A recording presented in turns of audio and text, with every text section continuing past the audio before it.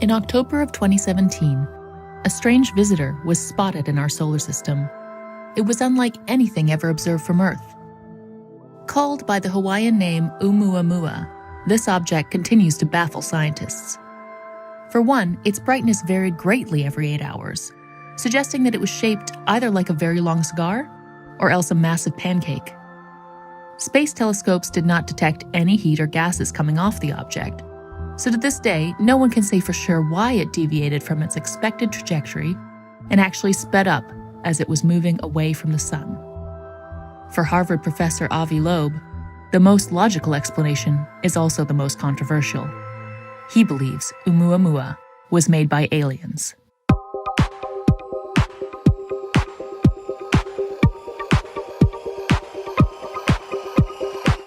I am very thrilled to be speaking with Avi Loeb. He is the Frank B. Bard Jr. Professor of Science at Harvard University and also the author of a new book, Extraterrestrial. Thank you so much for joining us. Thanks for having me.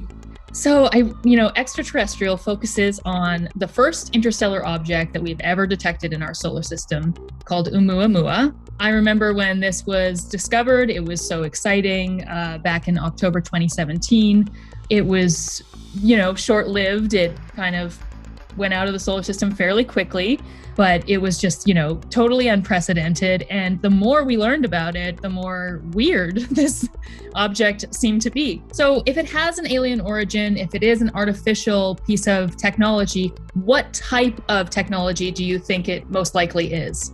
Well, we don't really know because we don't have enough evidence. Perhaps it's one point in a grid of objects that are similar to it that are placed in interstellar space for navigation purposes, to give you your coordinates when you're moving through interstellar space. That's one possibility. Another one is that it's a relay station for communication. Instead of sending a very powerful signal, just like we do on Earth, you can transmit the signal from one station to another. And this is one of the stations along the way. Another possibility is that it's a probe. I find it hard to believe that anyone is spying on us because it took this object more than 10,000 years to cross the solar system. And 10,000 years ago, we weren't that interesting. I would argue that even now, we're not that interesting. Perhaps in the future, we'll be more interesting. The other most likely option is that it's just space trash. We sent out Voyager 1, Voyager 2, New Horizons. In 1 billion years, they will become trash. They will not function anymore. And most objects in space are probably billions of years old. I wonder if you could talk a little bit about why we weren't able to get a little bit more high-resolution imagery. You mentioned it would be ideal, of course, to be able to launch a camera, or, if next time this happens, maybe launch a probe of some kind that could interact with such an object. But what were we studying Oumuamua with, and why did it give us kind of just a very brief sketch of these properties? The key in doing science is to get as much evidence as possible because it can guide you, and sometimes nature's imagination is greater than ours. So as scientists, we really want the most data possible. And the worst one can do as a scientist is to say, I know the answer in advance, I don't need any evidence. That was true in the days of Galileo, when the philosophers knew that the sun moves around the earth, and they didn't want to look through Galileo's telescope. And by that, they maintained their ignorance, and they put Galileo in house arrest. The earth continued to move around the sun, as Galileo was arguing. Reality doesn't care whether we ignore it or not. And so we really want as much evidence as possible and not to rely on prejudice, not to say, it's never aliens, it's always rocks. Because that would resemble a caveman that is used to playing with rocks, and when presented with a cell phone, would argue that the cell phone is just a shiny rock. We don't want to be that caveman. In his new book, Extraterrestrial, Professor Loeb takes a confrontational stance with his fellow astrophysicists. He accuses them of being too narrow-minded to consider the theory that Oumuamua is an object designed and built by another intelligent form of life in the cosmos.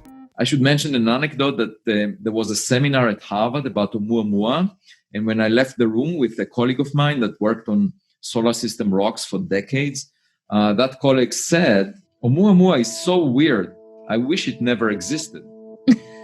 which to me was appalling, because actually the fun in doing science, just as I still want to maintain my childhood curiosity in doing science. So the biggest fun is actually in finding something new, in getting something that doesn't quite line up with what you expected. That's the experience that makes science worth doing. It's not to glorify ourselves, to show science is not a sandbox in which we demonstrate that we are smart, which is pretty much what most of my colleagues are using science for, in order to get honors and awards. And they line up with whatever other people say, so that people on selection committees will choose them, give them support, and so forth. That's not what science is about. It's not about the number of likes on Twitter, about getting support from our colleagues. It's about understanding nature. Coming back to your question about Oumuamua itself, it was just a few hundred feet, or 100, 200 meters in size. And at the distance that it was at, a fraction of the Earth-Sun separation, even our best telescopes cannot resolve it. So we couldn't really say what it looks like, other than it's a dot of light with a variable brightness, because the object is tumbling and reflecting sunlight with a varying area projected on the sky. And we could model that and infer that it's most likely flat. But beyond that, we don't know anything. What has been the counter argument from your colleagues who believe it has a natural origin? What do they think that it is that would satisfy all of the kind of odd characteristics you've described here? One suggestion was it's a hydrogen iceberg, frozen hydrogen, so that when it evaporates, you don't see the hydrogen, it's transparent, you still get cometary activity. The only problem is, well, first, we haven't seen hydrogen icebergs before. We don't know if it's possible to produce them in molecular clouds. But the biggest problem is they would evaporate very quickly along their journey by absorbing starlight. This is not a viable proposal, because such objects would evaporate at the size scale of Oumuamua. Another proposal was a dust bunny, the kind of thing you find at a household, except the size of a football field. A collection of dust particles 100 times less dense than air. So it's porous enough that the reflection of sunlight will push it, because it has a large area for its weight. The problem with that is, imagine a cloud that is 100 times less dense than air, so less dense than the steam coming off a boiling pot, by a factor of 100. And imagine that the size of a football field, and tumbling over 8 hours and going through interstellar space for millions of years. I have a hard time believing that such a thing would survive the journey, that it would be a stable enough structure to hold on to itself. So when people say in the mainstream, they say, I don't care about the details, it's probably natural, and just ask the experts. Well, we asked the experts, that's the idea, these are the ideas they came up with. It's always associated with something that we have never seen before. And I say, if it's nothing that we have seen before, why not contemplate an artificial origin? At least it should be put on the table. However, the mainstream community says, no, it should not be discussed. This is ridiculous. We should not even consider that possibility. And when you don't consider possibilities, you will never discover them. It's a self-fulfilling prophecy. And given the significance of discovering relics of another civilization, that would indicate that we are not the smartest kid on the block, I think it's our obligation to entertain these possibilities. In his book, Professor Loeb challenges us to accept what he calls Oumuamua's wager. The idea of this wager is that instead of just dismissing it as a weird space rock, science is better served by accepting his theory that Oumuamua is a piece of alien technology that visited our solar system. Even if we can't prove it right now, by acting like it's true, we will be better prepared to study other interstellar objects that enter the solar system. What are some of the broader implications of taking Oumuamua's wager? Because I did think that was a very interesting part of the book. And beyond just the fact that it has relevance to this object, how do you think taking that wager affects the entire search for an extraterrestrial intelligence? After decades of studying astronomy, the one message I very frequently get from the sky is stay modest.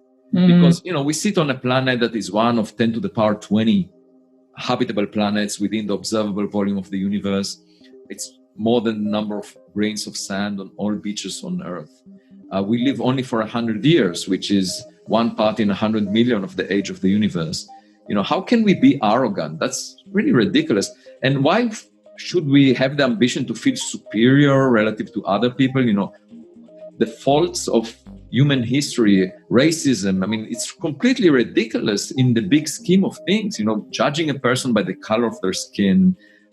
Humans are clearly not showing intelligence. That's one reason I look for intelligence in the sky, because I don't find it here on Earth.